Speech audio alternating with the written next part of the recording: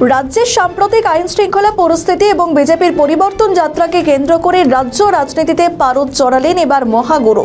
শনিবার সল্টলেকের বিজেপি কার্যালয়ে এক জনাকীর্ণ সাংবাদিক সম্মেলনে রাজ্য সরকারকে তীব্র আক্রমণ করেন বিজেপি নেতা মিঠুন চক্রবর্তী। পাশাপাশি তিনি বলেন, বিজেপি এখন খুব ভালো পজিশনে রয়েছে। আর কি বললেন তিনি, শোনাবো আপনাদের। আমাদের ছেলে গুটকা খায় না, ফালতু বললে হবে না। বাঙালি ছেলে গুটকা খায় না। I not seen anybody. আর যদি দেখেও থাকি একটা দুটো হবে, কোনো আমরা মাছ ভাত শাক পাক পেলে ওই 50 টাকায়, কিন্তু 50 টাকা দিয়ে কি হবে? সব জায়গাতে ভিক্ষে দিচ্ছেন।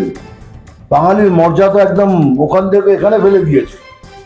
বাঙালি যেখানে দাঁড়াতো ব্যুরোক্রেসি পর্যন্ত বলতে হয় বাঙালি এসে ভাই একটু সামনে কথা বল।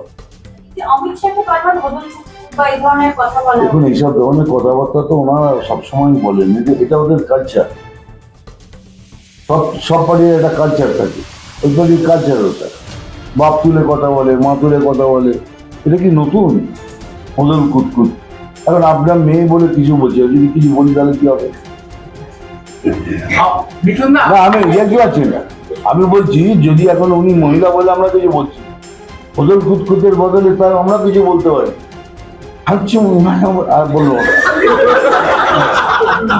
আপনি পরিবর্তন যাত্রায় কয়েকদিন বাংলার বিভিন্ন জায়গায় পরিবর্তন যাত্রায় আপনিও ছিলেন। সার্বিকভাবে রাজ্যের যে